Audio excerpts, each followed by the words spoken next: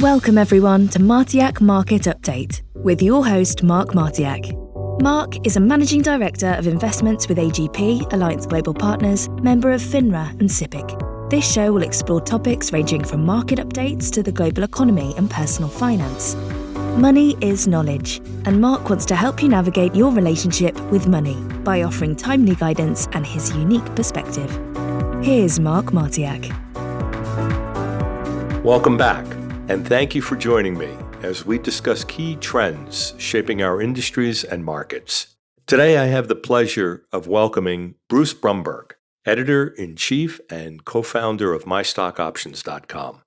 Our conversation today will address an important question concerning equity compensation. You've been awarded stock options. What next? Before we get started, allow me to tell you a little bit about Bruce. Bruce Brumberg has devoted most of his professional career to making complex legal and tax concepts understandable to people who don't enjoy reading the securities laws or the Internal Revenue Service Code. In MyStockOptions.com, Bruce created the premier source of web-based educational content and tools on stock compensation, including stock options, restricted stock, and employee stock purchase plans for plan participants, financial advisors, and companies. The creation and management of the website combined Bruce's in-depth understanding of stock plans with his proven ability to present and explain complex legal, financial, human resource, and compensation topics using innovative techniques. Bruce also created mynqdc.com, which is a different site that Bruce created on non-qualified deferred compensation. The highly respected newsletters Brumberg publications have created and write include the Digest for Compliance Professionals, the Review for Deal Makers, Brief for Asset Management Professionals, and Dimensions. It's now published by Top and Merrill. Bruce has spoken at numerous conferences and seminars on stock options, restricted stock, equity compensation, securities disclosure, and insider trading. Welcome, Bruce. Well, thank you for that introduction. There's more things in there than I even realized I've done. Well, this is an honor to have you as my guest. I really appreciate you taking the time out of your busy schedule to join me. Once you've been granted stock options, what questions should you ask, or what specifically do you need to understand before you do something with them? Well, the first thing is to know what the vesting schedule is, because until the options vest, let's say it's in a public company, you can't really do anything with them. So they could be vesting quarterly, they could be vesting monthly after 1 year. Unless it's a private company, some private companies have what are called early exercise stock options. You also want to know what kind of stock options you have. They could be incentive stock options or they could be non-qualified stock options. You also want to know your company's rules for exercising the options and what happens when you do exercise them, what account they appear in. And then if it's a public company, you want to find out whether you'll be able to actually sell some shares right away at exercise to cover the exercise costs and then any taxes you may owe. Can you elaborate a little bit more on how can you exercise the options and what's the thought process that goes into that prior to exercising them? Well, how to is the mechanics of it. So, if it's a public company, usually there's going to be a website, and you go to that website and you indicate which options you want to go ahead and exercise, and you want to look at the the options that you have, whether it be the ones that have the biggest spread or the ones that are closest to termination expiration, and that's another factor you want to look at with your stock options is what's the term. Usually it's 10 years, but if you leave the company early for whatever reason, disability, death, change of job, retirement, early retirement, that term is going to be cut short. It's going to be a shorter post-termination exercise period. So you have both the mechanics and then you have the financial planning issues. And that's, Mark, where people come to you and say, well, when should I exercise those stock options? And, that really varies. I mean, there's some rules of thumb, but it's all based on where you think the stock price is going. And, how much risk you want to take. Because stock options, they offer a lot of wealth. There are a lot of upside to them when you leave them to exercise as long as possible, at least for non-qualified stock options. At the same time, they're very fragile instruments. So a stock price could drop very quickly and all those gains could disappear. Can you differentiate for our listeners the ISOs or incentive stock options and restricted stock units and non-qualified stock options, non-statutory stock options? Yeah, so there's two kinds of stock options. The non-qualified stock options and the incentive stock options. And to most people, they're all incentive stock options, so it's a little confusing. But incentive stock options have special tax treatment under the tax code. So let's talk about non-qualified first, because that's the most commonly granted, because anyone could get them, whether you're an employee or no longer employee, and there's no limit on the size of the grants with non-qualified stock options. So with them, when you exercise the option, you always have that fixed purchase price, that fixed exercise price. And that's what makes stock options, right? You're getting the option to buy the stock at a set price. Some companies have premium priced options or indexed options or whatever, but usually and often required, the exercise price needs to be the market price on the date of grant. So let's say exercise price is $10 a share, and you exercise the stock options when the market price is $14 a share. So you have that $4 spread. That $4 spread for a non-qualified stock options, that's going to be ordinary income. And that's going to be, that $4 per option is going to be on your W-2. And at the time you exercise it, there will be tax withholding for federal tax, for state tax. If you live in a state, then a state tax. There'll be Medicare and Social Security up to the yearly maximum. And so now you've exercised those stock options, $14 a share market price, and that $14 is now what's called your tax basis. And so you just say you do hold the shares and then you sell it at $18 a share 2 years later. So you're going to have 18 minus 14. That's going to be $4 in long-term capital gains. And plus earlier you had $4 of ordinary income. Now let's compare it to incentive stock options, the ISOs for short. And those fit into a special tax code section. So if you hold those ISO shares after exercise for more than 2 years from grant and more than 1 year from exercise, then the entire difference between the exercise price and the market price at sale is going to be long-term capital gains. So using the example I just gave for the non-qualified stock options, you exercise them and they had a $10 exercise price, and you sold the stock at $18. So that entire spread between the $18 and the $10, that's going to be long-term capital gains. You have all $8 of long-term capital gains, while with the non-qualified stock options, you had $4 of ordinary income and $4 of long-term capital gains. Now with the ISOs, there's another tax issue. When you exercise the ISOs and you hold the shares through the calendar year of exercise, that spread at exercise between the market price and the exercise price, and remember the market price at exercise is 14 and the exercise price is 10, that $4 per share becomes part of your AMT income. And you have to do an AMT calculation to see if you're actually going to trigger the AMT. So ISOs have greater complications, and if you should hold the ISOs and the stock price drops and you trigger the AMT, you may wind up paying taxes on paper profits. You do trigger the AMT, you do get a tax credit and usually can get back pretty quickly what you paid earlier, but there's definitely more complications. Now, companies don't use ISOs as broadly as they do non-qualified stock options, and you tend to see ISOs more for senior people or more commonly in a private company. The other kind of grant you asked about is not a form of stock option, restricted stock or restricted stock units. That's a full value grant. So instead of getting this right to buy stock, you're actually getting stock. The grants are much smaller because you're guaranteed the value of that stock when it vests. So now you have a grant of restricted stock units, and the vesting is at $14 a share. And so that's what you're going to get, shares with a value of $14. Tax treatment is somewhat similar to non-qualified stock options, you could say, in that you have ordinary income recognized at vesting when the shares are delivered, and the Medicare and Social Security up to the yearly maximum, the W-2 reporting. So you need to be aware of all these grants, what the tax treatment is, both when you exercise it, when there's vesting, such as with restricted stock or restricted stock units, and then at sale. So with the RSUs, restricted stock units, Bruce, what are the typical vesting schedules? Well, typical, is is changing. I would say in private companies or in tech companies, I'm often seeing, let's say you get a grant of 10,000 RSUs, a 1-year cliff for 25% of it, and then maybe monthly after that or quarterly after that.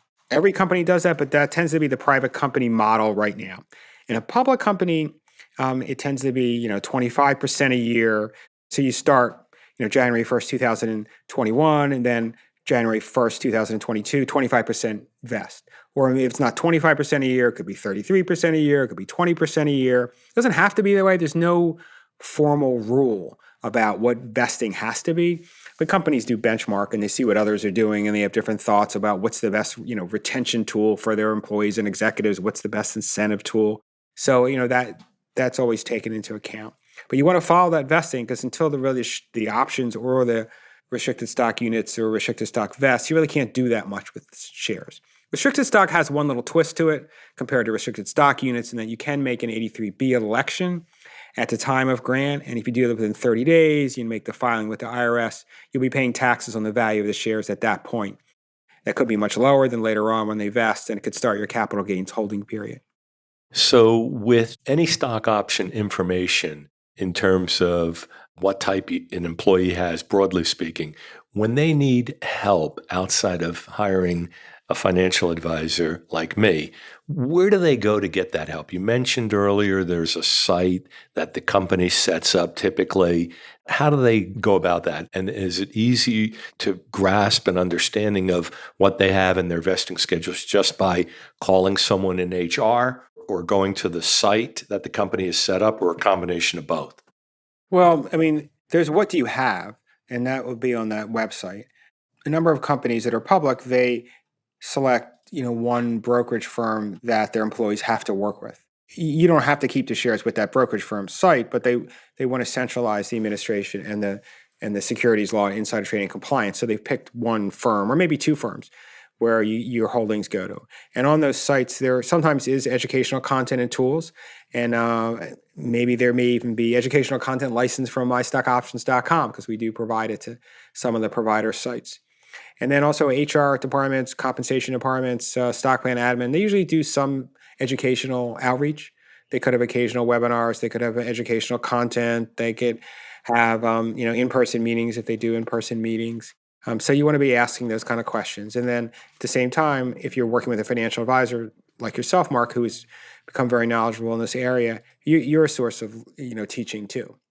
If you decide to leave your job, whether you're in senior management or even in middle management or part of the rank and file employees, how does that typically impact your options? Give us a few scenarios based on the level that you are at in your company.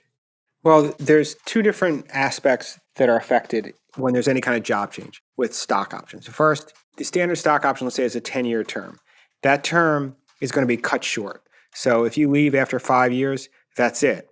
Any more options that are out there that need to vest or restricted stock units that need to vest, they're not going to vest. So you want to be following that vesting schedule if you're trying to decide what's the best date for you to leave the company. And leave, again, could be early retirement or just changing jobs. They're all considered terminations under a stock plan, but the definitions are different in terms of what may happen with a retirement or what may happen with a disability.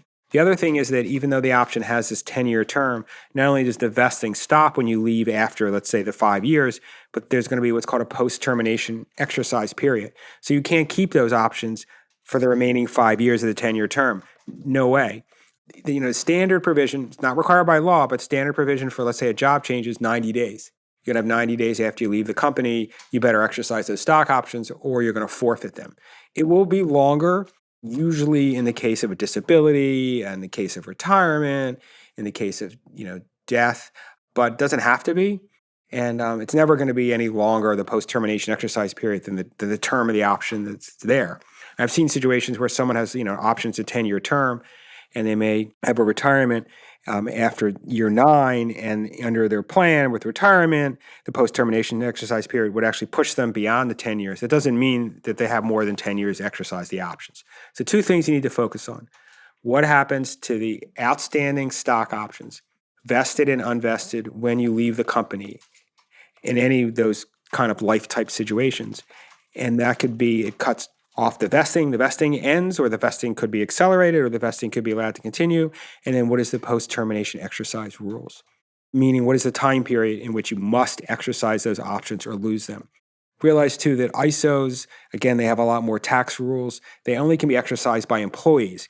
So if you should have more than 90 days after exercising ISOs, they become non-qualified stock options. So the tax code gives you sort of this, you have to be an employee within 90 days of when you exercise them, or ISOs become non-qualified stock options automatically. Except for death or disability, there are some exceptions.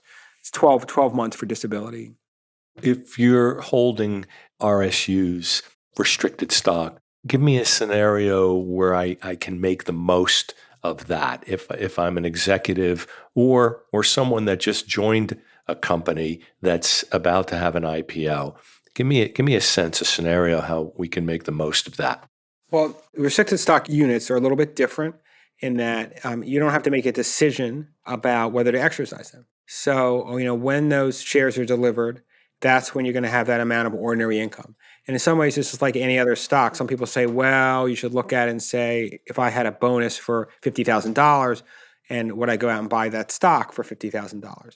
So the idea is when you have RSUs, let's say in a standard public company situation, you want to be looking at, what is the concentration of your net worth in company stock? What is the dividend the company is paying? If you're a senior level person, is there any ownership guidelines or retention requirements? There's not as many decisions involved with restricted stock and restricted stock units because you don't have the choice of when to have the income hit. So you really want to do some planning around that too. You want to make sure you're maximizing your 401k, or if you have a ability to participate in a non-qualified deferred comp plan. That's that other site that I'm involved with, mynqdc.com. Look at charitable donations, donor advised funds, things like that. What's become a little more complicated is that in newly public companies, in the later stage private companies part, they are usually granting what are called double trigger RSUs. And those are RSUs that vest based on two conditions. One is time worked at company since grant, standard time-based vesting. And the other is a liquidity event, let's say this IPO. And so what will happen is you may have a series of restricted stock unit grants that vested under trigger 1, but all of them suddenly vest trigger 2 a certain number of days after the IPO when the shares are delivered. So someone who has RSUs in a newly public company needs to be aware that there's going to be a big income hit, because all those other tranches are vesting, and also the amount of tax withholding may not be enough. Some companies do allow modification of the tax withholding rate. Others are just using the straight 22% right now, and that rate could change, but the straight 22% because it's tied to that bracket. And then for amounts over $1 million, it's 37%, which again was tied to that top tax bracket. So you have some companies going public that are allowing an election to change the withholding rate, but you may be under withheld and you're going to have a big income hit anyhow when you have both of these triggers that are being hit after the IPO. And the top tax bracket is 35% right now. It's 37% right now. 37%. Okay. So essentially, one has to be really prepared to immediately come up with the income tax that's owed when the shares hit, as you say. Well, not so much it depends. You want to do the tax analysis, with a financial advisor or a CPA or an enrolled agent to see you're all above. Financial advisors also can be, enrolled agents and CPAs. And or be part of the team. So what will happen is that you have some choices. Let's say the company is just holding it to straight 22%, and that's linked to whatever that tax bracket is, the 22%, and the top tax bracket. I'm using the 37%. If that goes up to 39.6, that would be the top tax bracket for amounts over $1 million. So you want to see, okay, should I put some money aside to pay with my tax return? Should I find a way to increase my regular salary withholding? And should I consider estimated taxes? Those are the kind of the questions you want to look at. Or maybe I shouldn't care. I think I can, make more money with the money that's being under withheld and invested, and then pay the IRS whatever penalties are owed with the tax return. That's another choice, and some people do that. But it's better to do the analysis and decide, I'm going to owe taxes and at least consider estimated taxes. All very important questions, and certainly all of these strategies require some forethought before everything comes at you all at once. For non-qualified stock options, they're obviously the most common and are taxed when you exercise them. How do you avoid making costly tax mistakes when exercising your non-qualified stock options? Well, I mean, one of the mistakes is to exercise too early. I think that there's this perception that, oh, if I exercise my non-qualified stock options now, as soon as possible, right after vesting, there's a positive spread that, and then hold the shares, to sell for long-term capital gains, I'm going to pay less in taxes and my gains are going to be more. And it's actually counterintuitive. And we have a tool on mystocoptions.com, the options comparison modeling tool, that shows that with non-qualified stock options, in many cases, if you think the stock price is going to keep going up, which no one has that crystal ball, you're much better off waiting to exercise, because you will pay more in taxes the longer you wait, but the option grows and that leverage, that spread becomes much larger. And so when you do exercise the option, if you do the analysis, I've been using this $10 exercise price, $14 market price at exercise, and $18 sale price. If you do the tax analysis, you're better off with those non-qualified stock options waiting to exercise at the 18, and then actually exercising him at 14, and then selling him in at the stock long-term at 18. You'll owe less in taxes with the early exercise, but the total amount of your gain, the total amount of your proceeds will be bigger in waiting. Now, you don't necessarily want to wait to exercise all your options at the very end. You may come up with various strategies. And I know, Mark, you've developed some of them where, you sort of income average out. So the last, so many years of the option term, you set certain targets and you exercise and sell the stock at those particular targets, and you get out of the stock. Because again, options are very fragile. Once there's a big spread there, you don't get as much out of waiting to exercise as you would when there's a smaller spread. And if the stock price should drop when there's a big spread, you lose a lot. It's not proportional. Like we own restricted stock units, the stock price goes up 5%, and the value of the restricted stock units goes up 5%. With stock options, based on the spread that's there, the options could go up just, market price could go up 5%, but the value of the options, that spread could go up 20%. And the reverse could happen too. So you really have to run the analysis, see what the amount of the spread is, see how much time you have left on the non-qualified stock options. The other mistake, of course, is not even a tax mistake, is, not exercising valuable stock options at all. And it sometimes happens. Someone, leaves the company, they don't realize how much time they have left, they think they have the full term, or someone passes away and the beneficiary or the estate isn't aware of what the term of the option is, or someone just keeps working at the company and has a lot of grants and is not tracking them. And so what happens is, you forfeit valuable stock options. And that's not a good situation at all to be in. If the Biden proposal to raise capital gains tax gets passed, how do you see that affecting this year with vested stock options? Would it be advisable, or at least should it be considered, for those options to be exercised for non-qualified in particular, given that there's an ordinary income tax that's levied upon exercise? I mean, there's ordinary income and then there's capital gains tax. I understand that, but is there any planning that should be considered as this Biden proposal works its way through Congress between now and year end? Well, the Biden proposal that is not really on the table that right now. It's more the what's come out of the House Ways and Means Committee. The Biden proposal is a little more drastic in terms of the changes. Like it was going to change the top capital gains rate to match the top ordinary income rate. So, I mean, if you look at what's in the House Ways and Means Committee, because obviously, and what they reported out, that's the only thing that's going to get the support of all the Democrats, I'm assuming. It would raise the top capital gains rate from 15 to 20%. And it's just for individuals over 400,000, households for over 450,000. So first you have to be in that income bracket. It's also not 100% clear whether it's going to apply to all the gains or it's just going to apply to a certain part of the gains that are push your income over that amount. Over that threshold of 400,000. Yeah. So, I mean, it does sound like, it's a 5% increase. But that is actually a 25%, it's a 25% increase, right? It's going to go up additional 5%. With the top rate's 20%, so it's going to go to 25%. I don't know, I may have got the numbers wrong, but it's going to go up 5%. So you just have to do the analysis and think if it's worth it.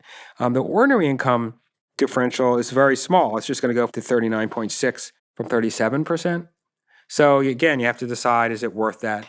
Is it worth it to exercise the options early just for that, to capture that income early? Because it doesn't take much of an increase in the stock price for it to cover it.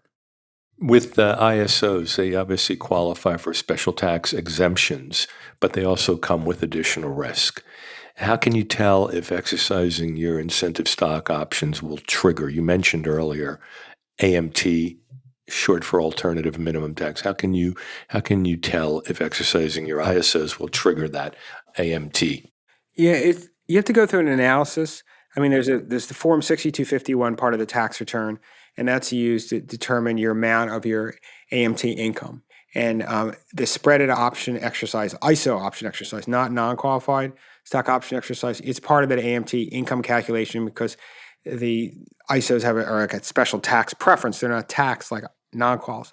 So that spreaded exercise, that's added to your AMT income. And there used to be a lot more things that were part of your AMT income, like property taxes and state taxes, which are deductible. They're added back also, but they're capped at $10,000, so it's not as big an add back. In fact, the spreaded option exercise for ISOs can be the biggest add back that there is. So you figure out what your AMT income is. So it's not automatically you're going to trigger the AMT with an ISO exercise and hold. And then from that AMT income, you subtract an income exemption amount. And under the Tax Cuts and Jobs Act, that became effective, I think, 2018. The exemption amount went up a little bit, and the phase out for where those exemption amounts occur went up a lot. So it's much less likely you're going to trigger the AMT. So you have to do that analysis to figure out, okay, what is the amount of AMT income after the exemption? And you multiply that by, let's say, either 26 or 28% based on the amount of income. And then you compare that to the amount of ordinary tax you owe under the standard part of the Form 1040. And then you pay the higher amount. Or you pay the differential. What you can think of as a differential. So if the AMT tax is higher, you pay whatever the ordinary income amount is plus whatever the additional amount is for AMT. But it's a question, is AMT something you should be afraid of? And financial advisors have different thoughts about that. Because you can recoup it much quicker, because you do get the AMT tax credit. I mean, not everyone feels it's something to be that worried about, but it is something you want to calculate. It's important. I agree. So this is more of a qualitative question. How do you balance your loyalty to your company's stock as an executive and an employee with your overall financial goals? And I know a lot of that I deal with all the time, but how do you do that, Bruce? Well, yeah, it varies by company. I mean, if you're a senior executive, a key employee, sometimes you actually have to talk to the CEO before you sell and explain why. I mean, every company is going to have a pre-clearance process. They're going to have blackout periods and window periods. You need to be aware of all that. But what's important to know is that, it may be acceptable to sell. It may be something that people understand, the need for diversification, or maybe that you're expected to hold the stock. And it could affect your ability to get future grants. Sometimes the greatest wealth is created by holding the stock. People talk about need to diversify and the risk of being overconcentrated. Those are all true, but at the same time, those who've held Amazon stock and worked there obviously have done pretty well, or Apple stock and done well. So you have to balance off, your personal goals, what the message seems to be from the company, formal rules, actual rules that the company has on ownership guidelines, and trading windows. And then, of course, your own financial needs, whether they be long-term or short-term. Mm-hmm. And the mega tech companies that you mentioned certainly are good examples, right? So what are the differences in stock option grants for these public companies, mega tech, for example, and private companies? Some of the nuances that are distinguished by both of it. Just give me a sense. What are the differences in those grants? Well, in a private company, it's more likely you're going to get stock options, and more likely there'll be incentive stock options. And then later on, as the private company grows, it's more likely there'll be restricted stock or restricted stock units. So you may actually, if you start early on, you may have a combination. You could even have founder stock right from the beginning, if you're a really early employee, plus incentive stock options, non-qualified stock options, restricted stock units. In a public company, established public company, based on your level, you may just have restricted stock units. You may be fortunate enough to get stock options, or a real high-level person is going to get performance shares, which are going to vest based on some kind of performance condition of the company, like total shareholder return relative to competitors, or some index, or total revenue goals, so something like that. The vesting can be a little different in a private company. I was talking about that a little bit earlier, in that you may have monthly vesting after a 1 year cliff vest for, let's say, 25% of it. So these are just some of the differences between the grants.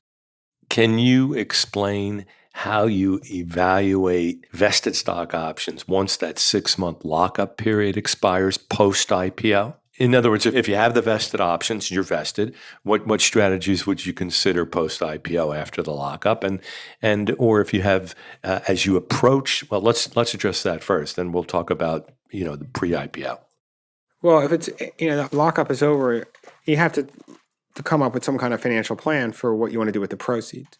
So that's always very, very important. I mean, you have to fit stock options into your short-term goals, your long-term goals, and decide what you're going to do with the share proceeds. I mean, mystockoptions.com has been around 21 years now, and I'd say we've dealt with a lot of participants and financial advisors and companies, and the happiest participants are the ones that have a financial goal for the proceeds. So that's the first thing. The first thing is to say, okay, I'm planning to pre-fund my kid's college education, or buy that second home, or renovate that kitchen, or go on a big vacation, whatever, and do the after-tax calculation for those stock options. And if you reach that, exercise those options and sell that stock and use those proceeds for what you want to do. If you're willing to just wait it out, you don't need the money, you have good salary, you have other savings, then to come up with a financial plan really depends, again, on some price targets that you set for the stock price, both price targets and total amount of the gains, not just the price targets, but what are the gains equal? And say, wow, when I equal that size gain, I think it's time to exercise and sell the stock. As I was mentioning earlier, when the spread is already really big, then there's not as much value in the option. The option is that right to buy the stock, and there's all different option valuation models, Monte Carlo, Black-Scholes, and a few others. And they'll show you that, when the spread's already pretty big, the value of the option, part of the option, has gone down. So you may decide also that those are the ones you want to exercise. I understand. So they fit in to your overall financial planning strategy, but at the same time, you want to understand what you will do with the proceeds. What is the strategy beyond exercising the options to own the shares? Yes. And also, we just did a webinar on this about this idea of 10b5-1 trading plans. So if you are a senior person, or even just an employee who regularly knows material non-public information, you're not going to be able to sell the stock when you want to. You can exercise the options. You may not be able to sell the stock when you want to. So you want to put one of these 10b5-1 trading plans into place when you don't know material non-public information, and say, oh, I'm going to sell stock at X prices, let's say, over the next year. And that's a strategy to definitely consider. On the other side of that, Bruce, what if you have friends and family shares, not options, pre-IPO, and you're offered that generally in a window leading up to the IPO as an employee or as an executive? How do you approach taking advantage of these shares? It varies. Hopefully, many of us, including myself, have had that opportunities through the years, and sometimes it works out, because you're all excited and you hear about the big run up in, some other company's stock on day one, and it pops. And other cases, it doesn't work out at all, and the stock price goes south after the IPO. So it's like evaluating any opportunity you have. You could say that, I'm not going to use all the money I put aside for retirement, or my house renovation, or my kids' college education. But some financial advisors, and you may have that approach too. Like, there's some fun money. Like you may have a very disciplined approach that you set up with a detailed plan for your clients. But you realize there's human, and they want to be able to have some investments of their own. And so as long as it's just some small percentage of their net worth that they're putting into buying those friends and family shares, because some IPOs do great in the short term or in the long term, and others may drop right away or may do great later on. You just don't know. So it's really just like evaluating any other opportunity, but try not to get too carried away by the enthusiasm. Don't let it overshadow your judgment and your sound rationale for financial planning. Yes, yeah, whatever that should be. People's attitudes change about approach to financial planning in long-term up markets versus long-term down markets. It's very, very true. People now say, because the markets have been so good that people seem to be more willing to take risks. But if the markets were, we had at the same time period of a down market, I think people probably wouldn't be willing to take as many risks. So we have to see, what we head into. Different financial advisors have different theories about, are we headed for a prolonged downturn or a market correction, or things will just continue on the same path. That's always that crystal ball that we wish we had. I agree. And every situation is different. And it's important to create a custom strategy for managing your stock options. And speaking of which, if you need more information about creating a custom strategy for managing your stock options and restricted stock units, please reach me directly by email at mmartiak@allianceg.com. Thank you for joining me, Bruce. It's really been fun, and every opportunity to speak with you on these subjects, I'm always enlightened, and you really know how to articulate exactly what this is all about. Again, mystocoptions.com offers a plethora of information. It's been useful for me as well as many, many others. Is there anything else you want to add, Bruce, before we say farewell? Well, another area of employees can take advantage of is the employee stock purchase plans too. That's a whole nother topic altogether. So you want to see whether you're a financial advisor or an individual at a company, whether you can participate in an ESPP. And we have a lot of great content on My Stock Options about ESPPs too, because those can be almost a sure thing based on how long you hold the stock for. There you have it. As I said, it's been fun. Thank you, Bruce, for joining me. I wish you a good week and weekend ahead. I'll see you next time when we discuss inflation risk and what it means for your investment portfolio. Thank you, Bruce. Thank you, Mark. Thank you for listening to Martiak Market Update. Mark Martiak is the executive producer. Sean Dooley is producer, and Jennifer Gray is consulting producer and content editor. We also want to thank Libby Grant. If you enjoyed this episode, subscribe and leave us a review on Apple, Spotify, or wherever you listen to your podcasts. Stay tuned for Mark's next episode coming soon.